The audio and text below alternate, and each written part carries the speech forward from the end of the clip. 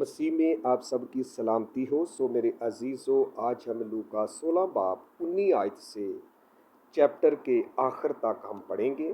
यहाँ दौलतमंद आदमी और गरीब लाजर का वाक़या बयान किया गया है।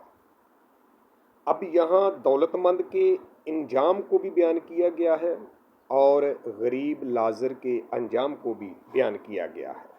अब फैसला आपके हाथ में है कि आप दौलतमंद अमीर होना चाहते हैं या कि लाजर की तरह गरीब बनना चाहते हैं। खुदावंद के कलाम मुक़द्दस के अंदर लिखा है, एक दौलतमंद था जो अरगवानी और मोहीन कपड़े पहनता और हर रोज़ खुशी मनाता और शानो शौकत से रहता था, और लाजर नाम एक गरीब नासूरों से भरा हुआ उसके दरवाज़ा पर डाला गया था।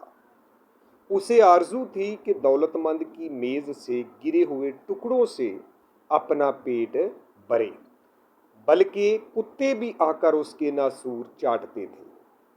और ऐसा हुआ कि वो गरीब मर गया और फरिश्तों ने उसे ले जाकर अब्राहम की गोद में पहुंचा दिया। और दौलतमंद भी मुआ और दफन हुआ। उसने आलमे अरवा के दरमियान अजाब में मुब्तला होकर अपनी आंखें उठाईं और अब्राहम को दूर से देखा और उसकी गोद में लाजर को, और उसने पुकार कर कहा, ए बाप अब्राहम, मुझ पर रहम करके लाजर को भेज कि अपनी उंगली का सिरा पानी में भिगोकर मेरी ज़बान तर करे, क्योंकि मैं इस आग में तड़पता हूँ। अब्राहम ने कहा, बेटा याद कर कि तू अपनी ज़िंदगी में अच्छी चीज़ें ले चुका और इसी तरह लाजर बुरी चीज़ें, लेकिन अब वो यहाँ तसल्ली पाता है और तू तड़पता है। और इन सब बातों के सिवा हमारे तुम्हारे दरमियान एक बड़ा घड़ा वाक़या है, ऐसा कि जो यहाँ से तुम्हारी तरफ पार जाना चाहे न जा सके और ना कोई उधर से हमारी तरफ आ सके। उसने कहा, बस है बाप, मैं तेरी मिन्नत करता हूँ कि तू उसे मेरे बाप के घर भेज, क्योंकि मेरे 5 भाई हैं, ताकि वो उनके सामने इन बातों की गवाही दे।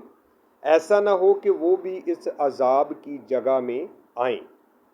अब्राहम ने उससे कहा, उनके पास मूसा और अंबिया तो हैं, उनकी सुने।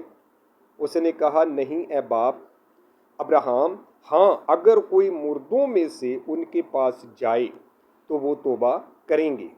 उसने उससे कहा कि जब वो मूसा और नबियों ही की नहीं सुनते, तो अगर मुर्दों में से कोई जी उठे तो उसकी भी ना मानेंगे। मेरे अजीज़ों, अब फैसला आपके हाथ में है कि आप दौलतमंद अमीर बनना चाहते हैं या लाजर की तरह गरीब बनना चाहते हैं।